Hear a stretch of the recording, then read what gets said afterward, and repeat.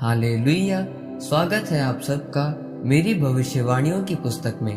तो आइए हम आज के पवित्र वचन को पढ़ेंगे जो कि परमेश्वर के दास प्रेरित अंकुर यूसुफ नरूला जी के द्वारा लिखा गया है।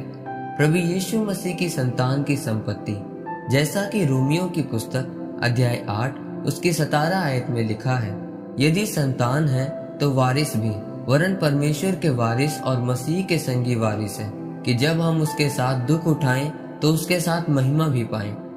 मेरे प्रियो, परमेश्वर का वचन कहता है कि अगर तुमने बपतिस्मा ले लिया है, परमेश्वर की आत्मा को पहन लिया है, प्रभु यीशु मसीह को अपना उद्धारकर्ता ग्रहण कर लिया है और उसकी आज्ञाओं पर चलते हैं, तो वचन कहता है कि आप परमेश्वर की संतान बन चुके हो। और वचन कहता है कि अगर आप प्रभु यीशु मसीह की संतान हैं तो उसकी संपत्ति के वारिस भी हो। और प्रभु यीशु मसीह की संपत्ति सताव है।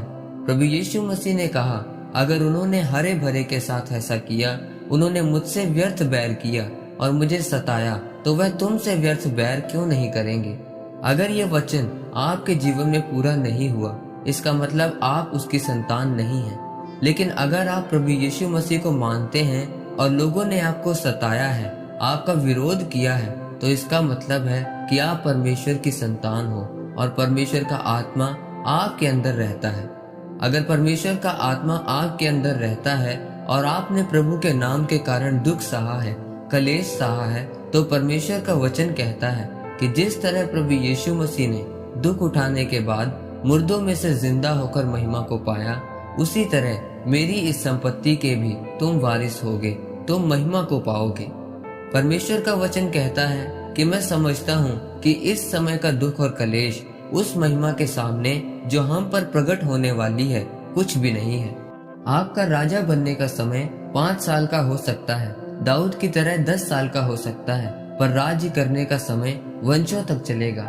जिस तरह पौलुस ने दुख उठाने के बाद, कलेश सहने के बाद महिमा को पाया, आज भी लोग उसके द्वारा लिखी पत्रियों को पढ़कर चंगे होते हैं, आशीष पाते हैं। लेकिन उसके लिए आपको परमेश्वर के आत्मा के अनुसार चलना पड़ेगा, आत्मिक तरीके से चलना पड़ेगा। और जब आप आत्मा की आवाज को सुनकर उसके पीछे चलते रहेंगे, तो यह बहुत धीरे धीरे चलने वाला समय होगा। इसमें आपकी परीक्षा भी होगी, आपके अनुभव की, आपके धीरज की, परमेश्वर के प्रति आपके हर प्रकार के प्रेम की परीक्षा होगी। आपकी परीक्षा का ऐसा समय भी आएगा जहाँ पर आपको कुछ भी समझ नहीं आएगा कि आगे क्या करना है। अगर आप उस परीक्षा को पूरी कर लेंगे तो आप देखेंगे कि प्रभु यीशु मसीह आपको बाहों में लेने के लिए खड़े होंगे। जब आप अपनी परीक्षा में अड़े और खड़े रहेंगे तो परमेश्वर की वह योजना जो परमेश्वर ने आपके लिए रखी है, उसे परमेश्वर आपके जीवन में पूरी करेगा और वह सदा की आशीष और महिमा होगी। आमीन।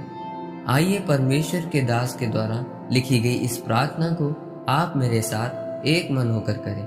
सर्वशक्तिमान परमेश्वर, इस वचन के लिए मैं आपका धन्यवाद करता हूँ। परमेश्वर अपना अनुग्रह मुझ पर कर, ताकि मैं अपनी परीक्षा के समय में आपके वचनों में अड़ा और खड़ा रह सकूं और आपकी योजना मेरे जीवन में पूरी हो सके।